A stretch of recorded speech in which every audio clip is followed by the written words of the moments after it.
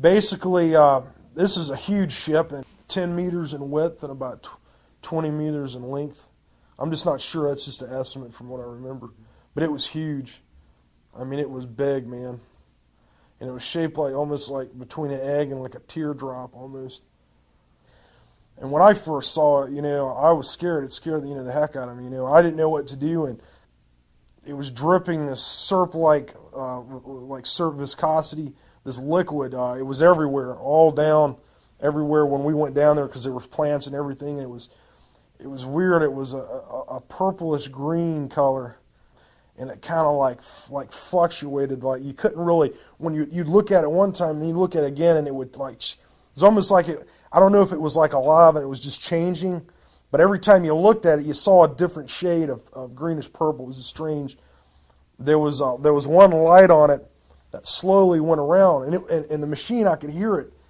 I guess because it was still functioning, and it had like a hum to it, like a really bass, like say if you unplugged an amp from a guitar, that kind of it was really it was really deep, and it kind of fluctuated, and then finally it just cut off, and everything just seemed to stop. When I was looking at the craft, it was buried, so I could see the back of it, and there were these large vents. Well, they look like vents, sort of like a fish gill on the back. I couldn't see around the other side, and I'm assuming it was the same way on the other side. That looked like, I don't know, that could have been used for propulsion. I'm not sure.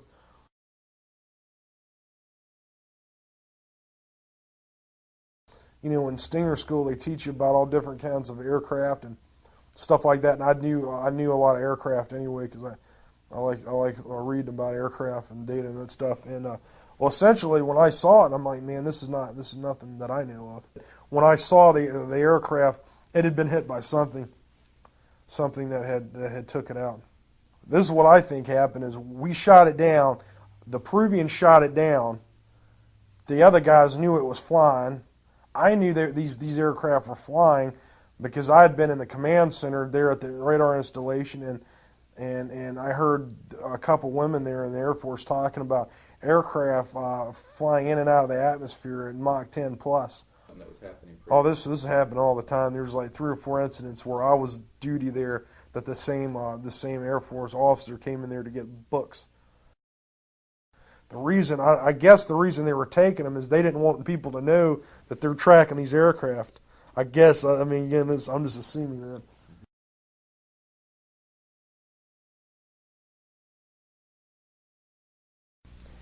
And this particular morning when I went into the command post, I was met by the head of the command post, and he said that it's been a very exciting evening, that we've had UFOs in the, over the McGuire all night, and that one had apparently landed or possibly crashed at Fort Dix, and that when a military policeman came upon the alien, that he had pulled out a gun and shot them. And I said, a foreigner, like, an alien? I was a little bit confused by him saying alien. He says, no, an alien from outer space. He was very specific about the fact that an alien from outer space had been shot at Fort Dix, and that it had run away after being wounded and headed for McGuire. Now, McGuire and Fort Dix just have a fence between them, and this alien supposedly climbed the fence or went under it or whatever and got to McGuire and died out on the end of the runway. And that the security police were out there and had captured the body, so to speak, and were guarding it. And he said that a C-141 from Wright-Patterson was coming in to pick up the plane. So I was like, my gosh, what's going on here? And he says, we want you to brief this at the, stand-up general briefing this morning and explain what happened to everybody. And I was like, do you want me to tell General Tom Sadler and everybody in the command post that, we captured an alien?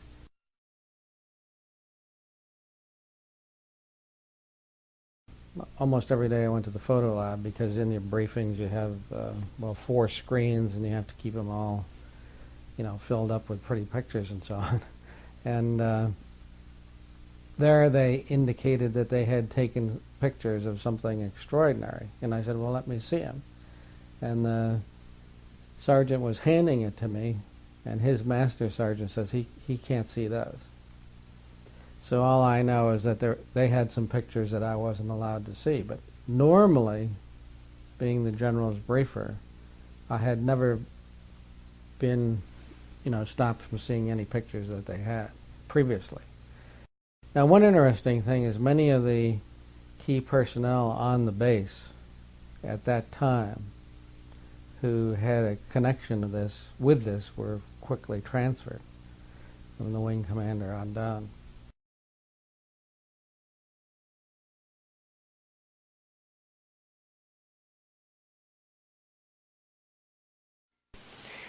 They had a big black curtain that divided the hangar into two different areas, and that behind these curtains was another big area, and inside this area they had all the lights turned off, and they go in, they turn the lights on, and here are 3 flying saucers floating off the floor. No cables suspended from the ceiling holding them up, no landing gear underneath, just floating, hovering above the floor.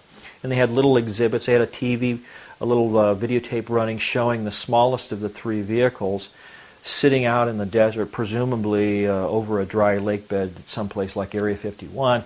And it showed this vehicle making 3 little quick hopping motions like that, and then accelerating straight up and out of sight until you couldn't see it, and completely disappearing from view in just a couple of seconds. I mean, just boom, no sound, no sonic boom, nothing. They had a cutaway illustration, pretty much like the one I'll show you in a little bit, that showed what the internal components of this vehicle were, and they had some of the panels taken off so you could actually look in and see oxygen tanks and a little robotic arm that could extend out from the side of the vehicle for collecting samples and things. So obviously, this is a vehicle that not only is capable of flying around through the atmosphere, but it's also capable of going out to space and collecting samples. And it's using a type of propulsion system that doesn't make any noise. As far as he could see, it had no moving parts, and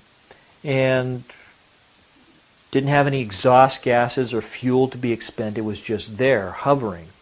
Well, the synthetic vision system that's on the AR, what they called the Alien Reproduction Vehicle, it was also nicknamed the Flux Liner. This anti-gravity propulsion system, this flying saucer, one of 3 that were in this hangar at Norton Air Force Base. This synthetic vision system uses the same kind of technology as the gun slaving system that they have in the Apache helicopter, except in this case you have 2 cameras, and it picks any pair of the cameras in that pattern of 6 that are around the circumference, including the one on the top. Whichever pair most closely matches the orientation of the pilot's head. This shows the cutaway.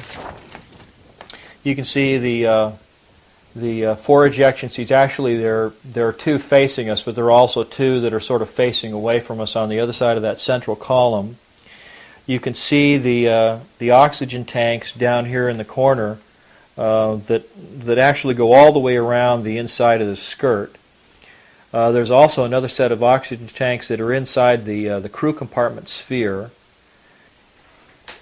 Brad said a couple things about this system. Now, I should also describe, he said there were 3 vehicles. The first one, the smallest one, the one was partially taken apart, the one that was shown in the video that was running in this hangar, November 12, 1988 at Norton Air Force Base, was about 24 feet in diameter at its widest part, right at the base of that flange. The next biggest one was 60 feet in diameter at the base. Oh, by the way, and the largest of 3 vehicles was about 120 to 130 feet in diameter. I mean, that's massive when you think about it. It's just huge.